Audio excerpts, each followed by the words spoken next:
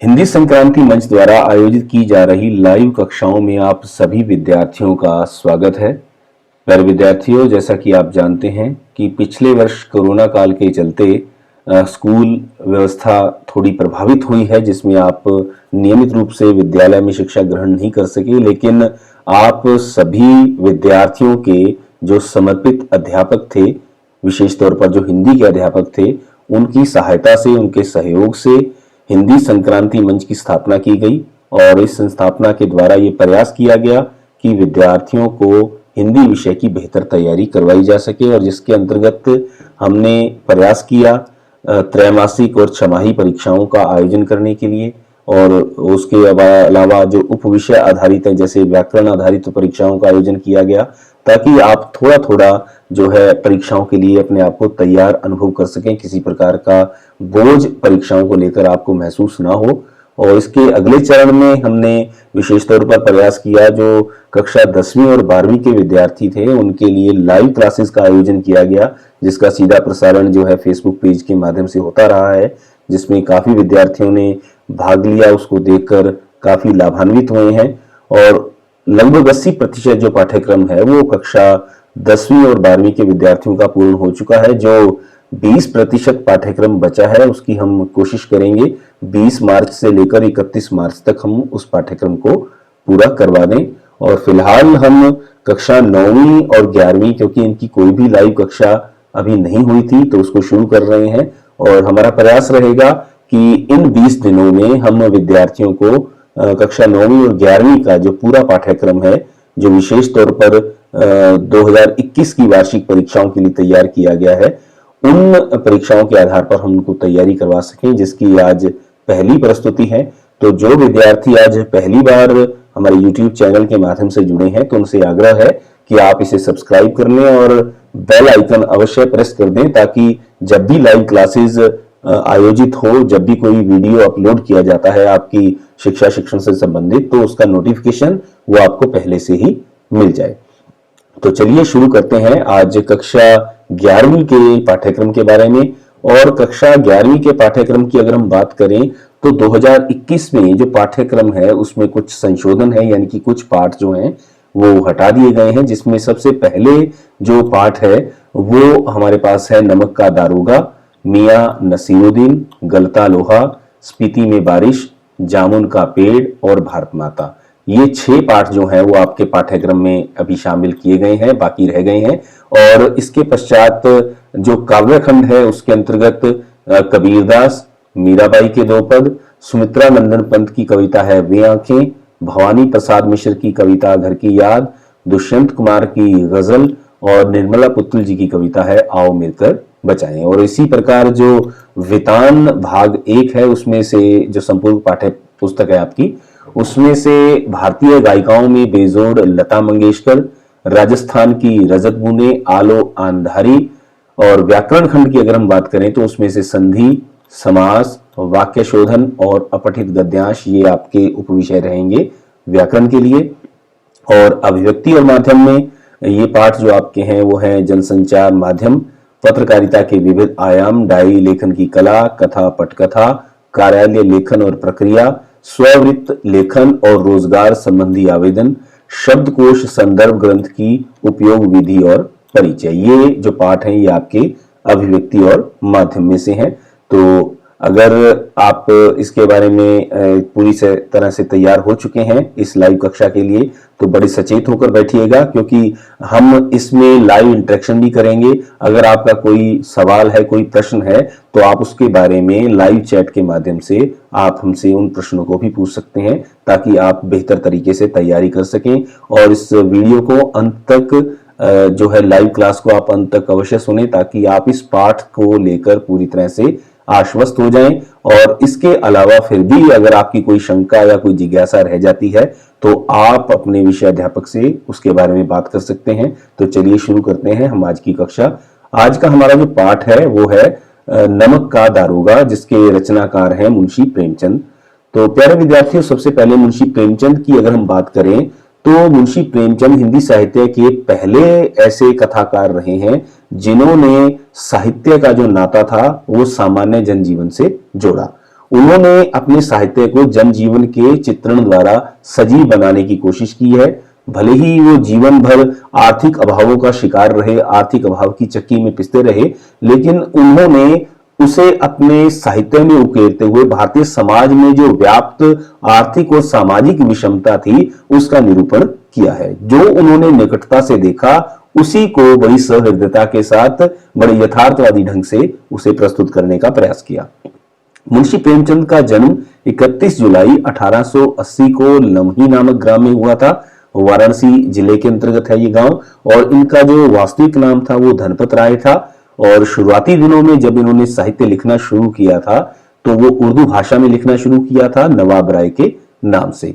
सन 1907 में इनकी एक रचना थी सोजे वतन, जिसमें जो है देशभक्ति की भावना थी, तो अंग्रेज सरकारों ने उसको क्या कर लिया था, जब्त कर लिया था। तो इसके पश्चात मुंशी प्रेमचंद ने प्रेमचंद के नाम से यानी छद्म नाम से लिखना शुरू किया।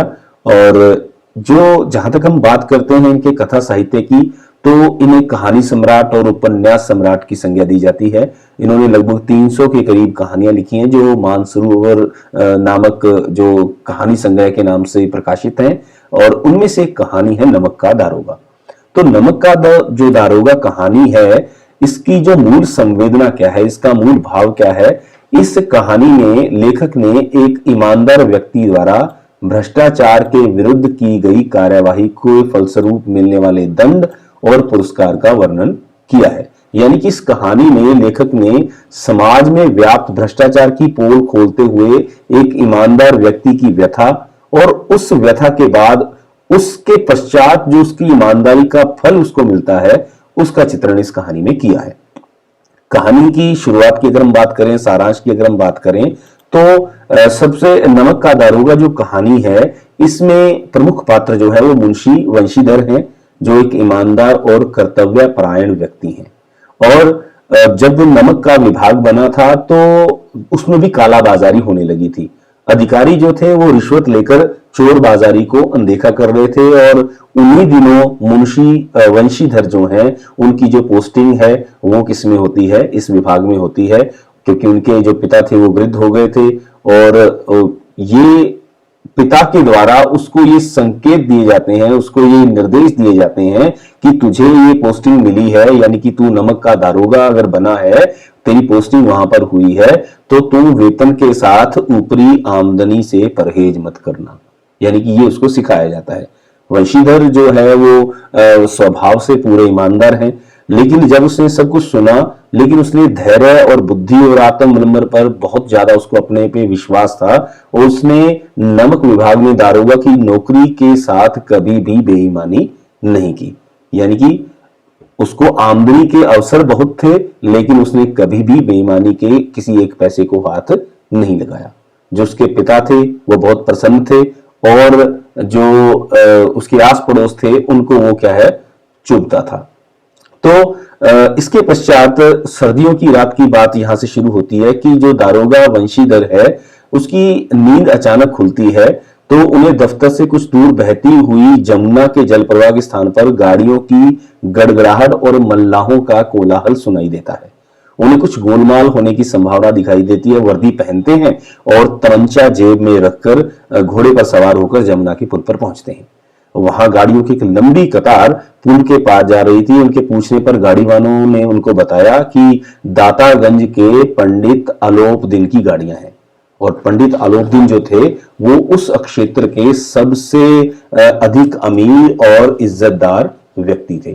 तो सबसे अमीर और इज्जतदार व्यक्ति थे, राजनीति और प्रशासन में उनकी अच्छी पकड़ थी, और उसकी बदौलत वो क्या करते थे, अवैध कारोबार में संलिप्त रहते थे।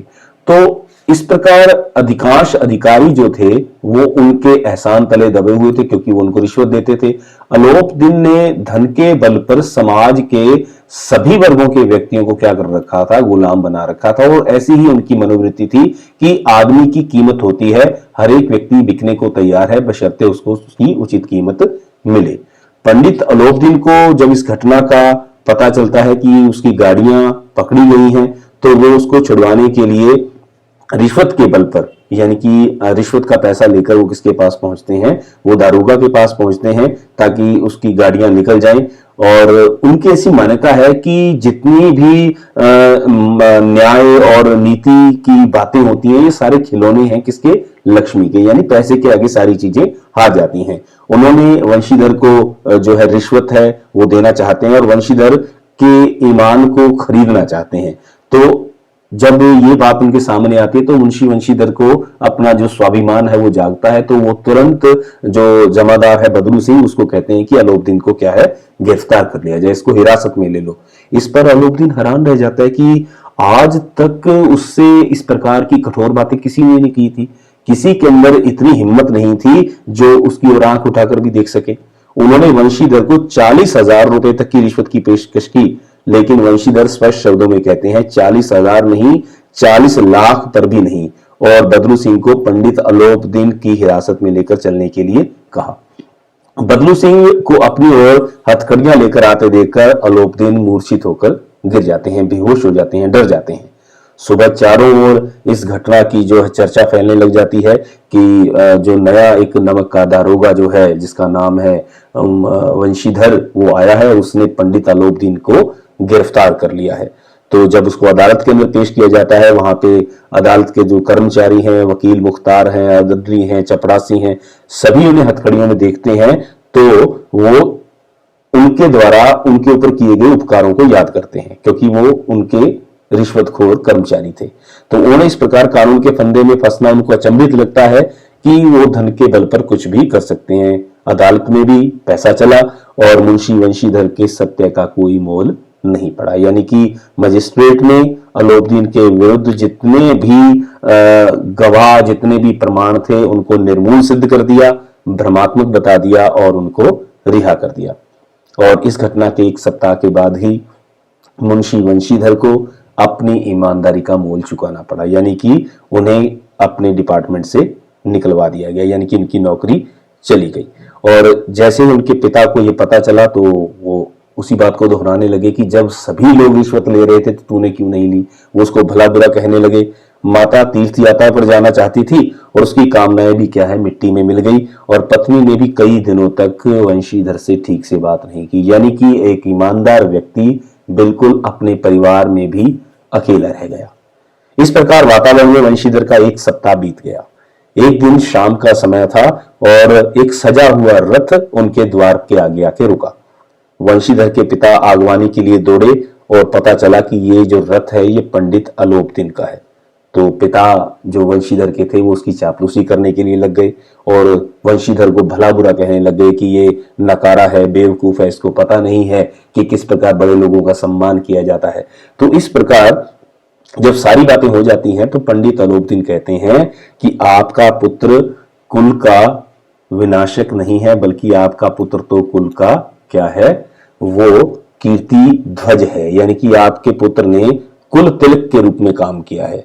और जो ऐसा व्यक्ति है, एक ऐसा धर्मपरायण और ईमानदार व्यक्ति है जो अपना सब कुछ न्योछावर कर सकता है। तो उन्होंने वंशीधर की जो प्रशंसा करते हुए उन्हें अपनी जायदाद का, अपने बिजनेस का जो है वो प्रशासनिक अधिकारी और या कह सकते हैं मैनेजर नियुक्त करने का जो है निर्णय लिया और उनके आगे ये रिक्वेस्ट की, ये प्रार्थना की कि आप मेरे कारोबार में स्थायी मैनेजर का पद स्वीकार करें। तो इसके अलावा उनको अच्छा इसके अंदर क्या है वेतन मिलेगा, बंगला दिया जाएगा, नौकर चाकर होंगे, इस सब का वचन भी दिया। वंशीधर ने स्वयं को इस पद के अयोग्य मानते हुए पद स्वीकार करने से मना कर दिया, परंतु अलोपदीन के बार बार आग्रह करने पर उन्होंने यह पद स्वीकार किया। और क्योंकि यहां पर अलोपदीन उसको खोना नहीं चाहता, क्योंकि उसकी ईमानदारी को उसने अपनी आंखों से देख लिया था।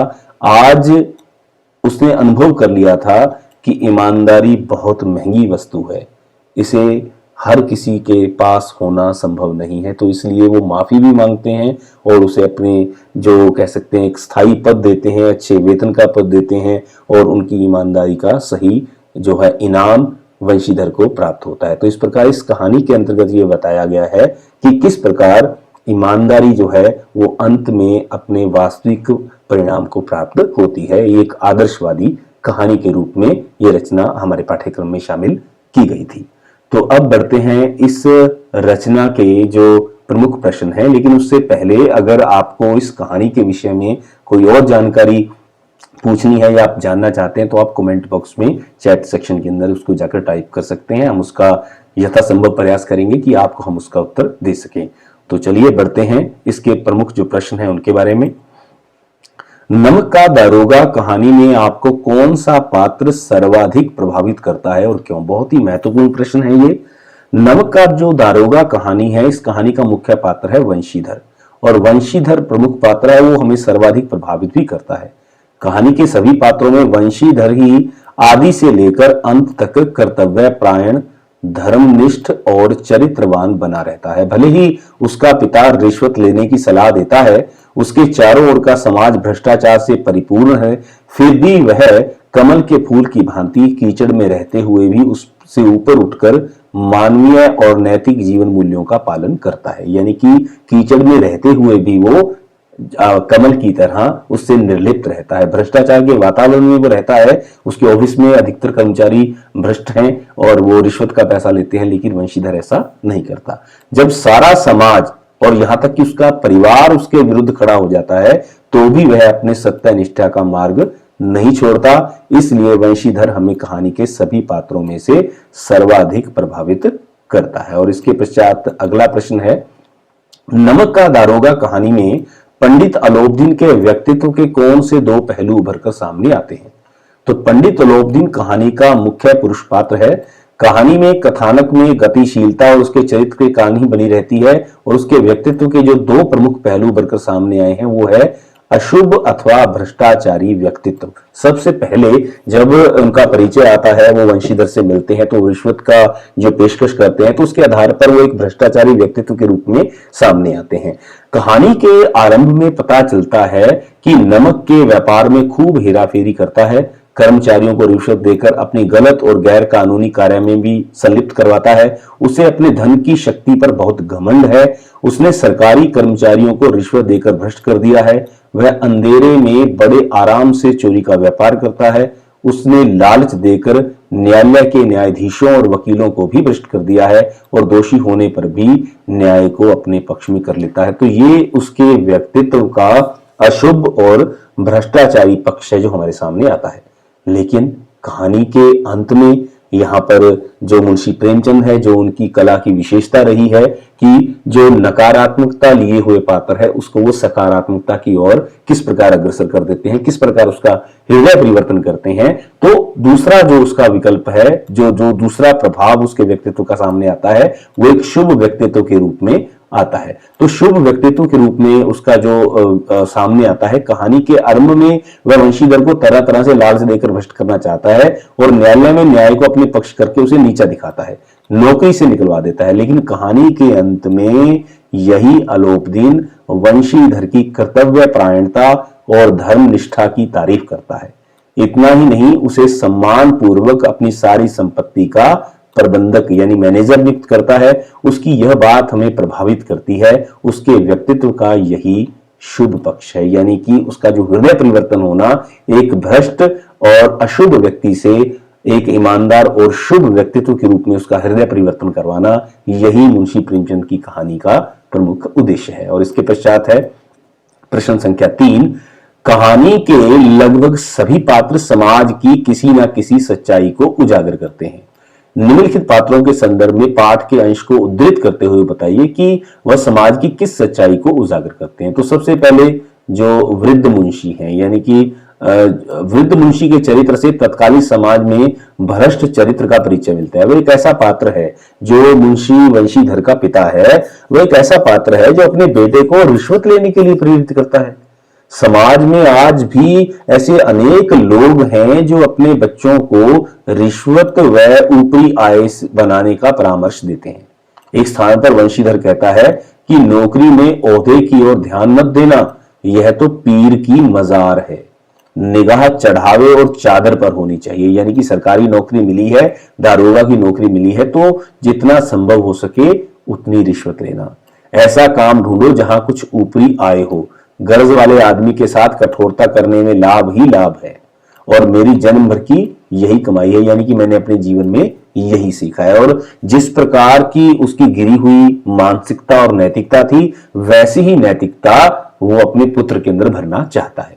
और जो वकील, इसके अंदर जो दूसरे पात्र हैं, जो सामाजिक पात्रों में से, आज के युग में वकीलों के जीवन का मुख्य लक्ष्य कानूनी व गैर कानूनी काम की चिंता किए बिना धन कमाना है, यानी कि केस जीतना है।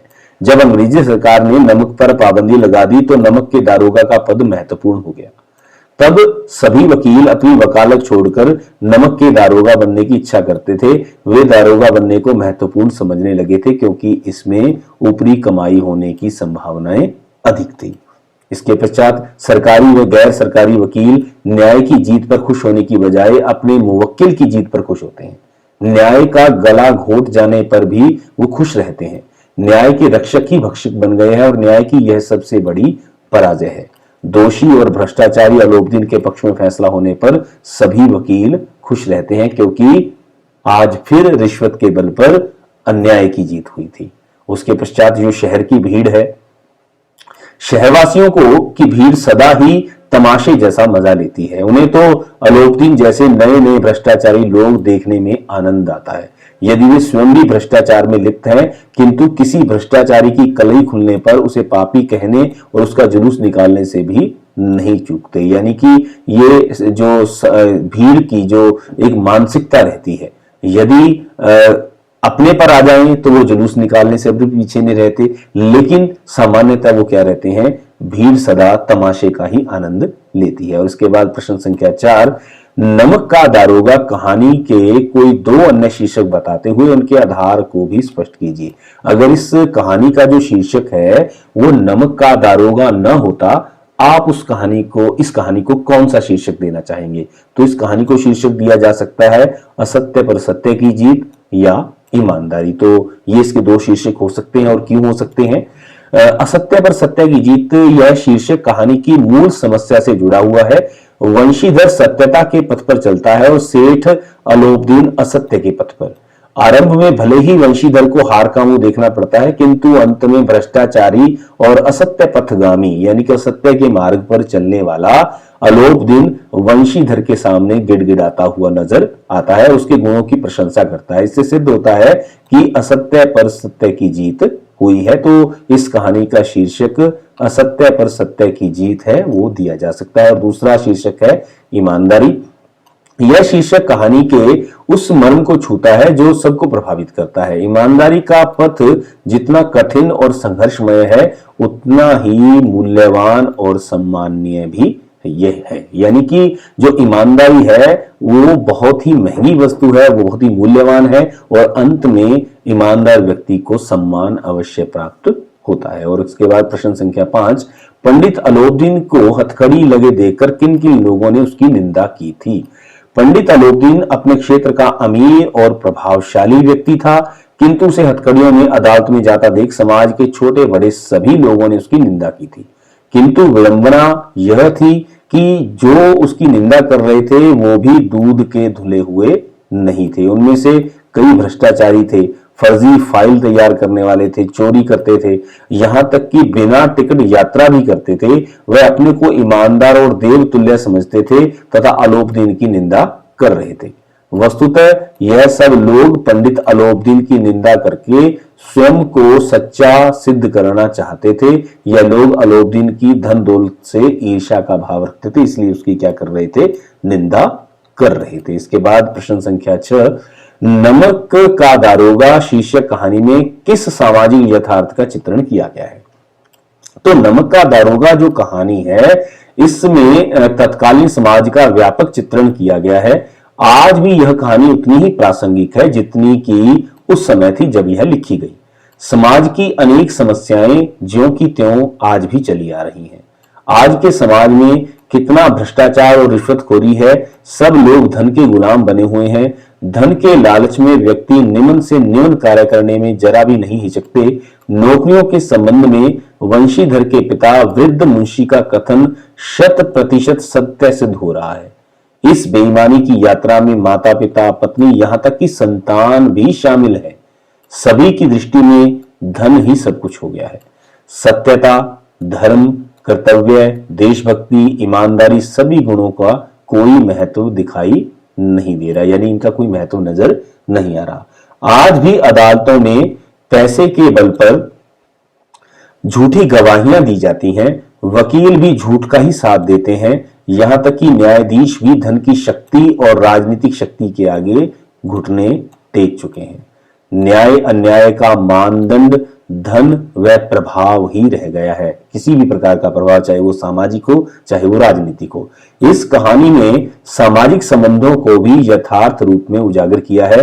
दुनिया में कोई संबंध सच्चाई की नींव पर नहीं खड़ा है, सब पैसे के साथी बन चुके हैं। इस कटु सत्य से आज कोई भी अनभिज्ञ नहीं है, फिर भी इसे सही मानकर चल रहे हैं। तो ये सामाजिक यथार्थ है कि जब वंशीधर ईमानदारी का परिचय देता है तो न केवल उसे अपनी नौकरी से हाथ धोना पड़ता है, बल्कि उसके परिवार के, उसके पिता, उसकी माता और उसकी पत्नी तक उसका साथ छोड़ देते हैं, उससे सीधे मुंह बात नहीं करते, उसकी ईमानदारी का कोई मूल्य नहीं पहचानते। तो ये आज के समाज की भी ऐसी ही स्थिति है कि आज सभी जो साथी हैं वो किसके हैं? धन के साथी बन चुके हैं।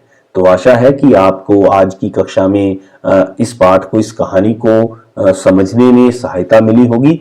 तो अगर आप इसी प्रकार से जुड़े रहेंगे तो हम लगातार आपके लिए पूरा पाठ्यक्रम है उसको तैयार करने का प्रयास करेंगे और कोशिश करेंगे कि इसके साथ साथ जो इसके एमसीक्यू हैं, जो अति लघुत्तरीय प्रश्न हैं, वो भी एक दिन एक लाइव कक्षा के माध्यम से उन सभी महत्वपूर्ण एमसीक्यू प्रश्नों को संकलित करते हुए हम आपके सामने रखें, ताकि आप उनके लिए बेहतर तैयारी कर सकें। तो आज के लिए इतना ही, मिलते हैं कल अगली कक्षा में इसी समय पर। बहुत बहुत धन्यवाद।